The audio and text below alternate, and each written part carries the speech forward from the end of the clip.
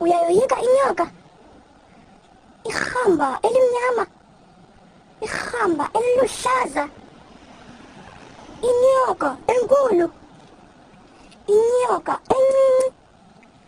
Sukuzoyika ezinyoka, yoyika eyona nyoka eyingozi.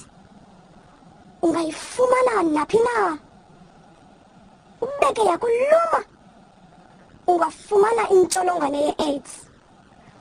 Ungamitha, ungafumana ezinye izifo. Lumkela inyoka yebhulukhwe. Ufuna ukumitha? Uyafuna ukuba ne-AIDS? Lumkela inyoka yebhulukhwe. Inyoka yebhulukhwe yiyona nyoka eyingozi.